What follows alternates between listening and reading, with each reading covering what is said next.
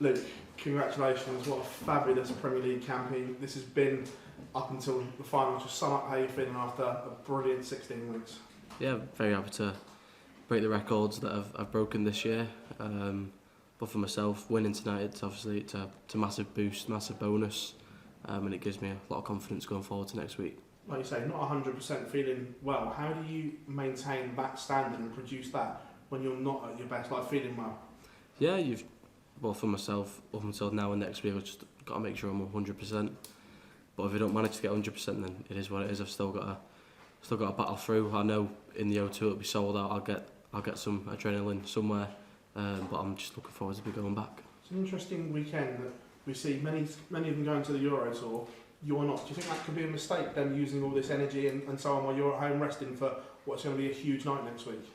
Yeah, obviously, if one of the top four, if they do well, Nathan, Gerwyn or Luke, then it'll be a bonus for them. But will they tire themselves out, or will they be even ready?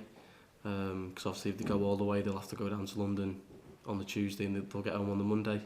So hopefully one of them gets to the final and burns himself out. But for myself, I'm just looking forward to it. But what you've done here tonight and the manner that you've done it, does that give everyone else an issue and something to think about for the next week, the fact that you've done this tonight ahead of the O2? Yeah, I think if any of us in the top four won tonight, it would have been a real boost for them. But for myself, I played really well in that first game, and then the second and the final game weren't the best, but I'm just glad to get another win. 6 nightly wins. Would it be a disaster not going and picking up and maintaining the main trophy after dominating the league phase?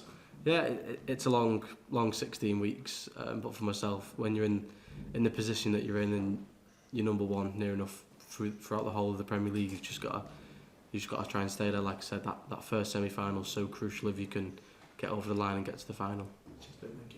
Look, you've picked up 6 of these trophies now, and with everything else, where on earth are you putting them? I know your house is big, but it can't be this big, surely. Oh, I'll have to make room somewhere. That's for sure. Hopefully, I can pick up the big one next week.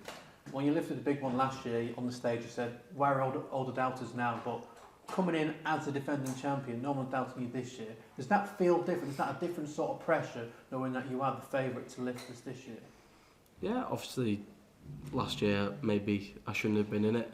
But obviously I had the amazing run that I did have in the World Championships, and the PDC invited me to play in the Premier League. I was never going to say no, because back then I said to myself, this might be a one-off, but I've always dreamed in my ability, and then from whatever I've done from the Premier League onwards, it's been crazy. Who would you say is your greatest rival next week? We know Gerwyn Price has that great record against you. Luke Crumford's world number one. We've seen some fantastic games, including tonight. Of course, Nathan Aspinall, who, no matter what, just doesn't seem to go away. Yeah, obviously, Gezi tonight, what was he, 4-1 up? If he 4-0, 5-1. Yeah, if he won that game, then he would have jumped up to third. Is that a mistake? Because I'm ready. I'm ready for next week. Obviously, he's got the record against me, but it's the O2, and everyone knows I love coming off stage after a break. And we saw yesterday, as we hate to mention it, Manchester United struggled in that final. We saw on your Instagram story Bruno Fernandes maybe going to Saudi Arabia. What would it mean for Man United if they were to lose a player like that? Shambles. even losing that game last night, everyone knows financially what it's done to us. But fair play to Spurs. What did they have? 3 shots in the first half, and that's all they had. Sat behind the ball, but they've done a great job. Luke, well done tonight. Good luck next week. When did you watch? Just in the bar near it. It's that 9 period, isn't it? Yeah, there was a few United fans, a few Spurs fans, but yeah, it's a shame that we didn't get the result we wanted. Do you think Man United should stick with that? Personally, for myself, I think obviously the board have said today during tonight they're going to stick with him. But I do think next season it's going to help us. Obviously, not playing midweek. I think quite a few times this year in the Premier League, teams who are in Europe, they have like a week off, so everyone can get fit, get back to 100%. So it might help us. Even further next week, it'll be the first time Michael and Gerwyn's not at the O2. Were you personally shocked that he's not made it this season? Yeah, it's obviously Michael. He's what's he won this? Seven times. So he's used to the long 16 weeks and then going to the O2. A few years back when I was a fan in lockdown watching the Premier League when he didn't make it, I was shocked, and I'm shocked now. But Nathan deserves it. He's not been to the O2 yet. He's made it to semi-final and finals behind closed doors. But I know Nathan's buzzing and he can't wait. There's a few pundits and fans that recently have scrutinised Van Gerwen, saying that he might have lost his hunger for sport. What's your take on that? Yeah, I remember we done some interviews for the Premier League leading up to it, and me and Michael both said once the hunger goes out of us, then we'll stop playing. But the hunger's definitely not out of him. I don't know if he's playing the Euro Tour this year, but we know Michael, he'll bounce back. Can I ask something? If you didn't win, who would you want to win? What, the Premier League? Mm-hmm. Probably Nathan. I'd probably say Nathan, or maybe Luke, because there's, what's it called, Phil?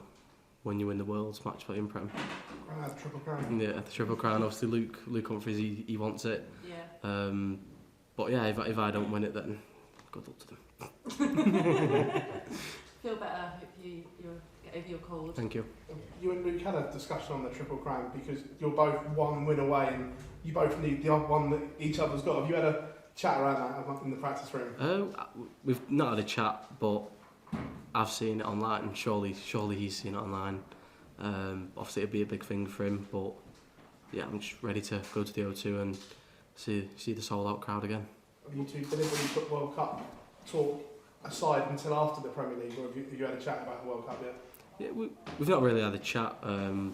Obviously, he asked me a few times if you're definitely doing it, obviously behind the scenes, and I said, yeah, I'm doing it. Because after you forgot the World Cup was in Germany. Yeah. When you say you've seen it online, what are you looking on social media, or are you looking on? It was literally just a random TikTok, and someone put it on that Luke's won the Worlds and the match play. I've won the Worlds and the Premier League, so like Phil said, we both need one each to be in that place. Just finally, as a fellow Man United fan, how do you think you're going to deal with the crowds next week in London? Yeah. I mean, you've always dealt well with the crowds in Liverpool, etc. But how do you think you're going to deal with the crowds? Just don't let Spurs fans in. No, I'm looking forward to it. The crowd were very good last year. Obviously, I won the semi-final against Michael Smith, and then in the final, coming off at the break, hitting the 9-darter and then going on to win it. Like I said, it's going to be sold out once again, and I can't wait to be there.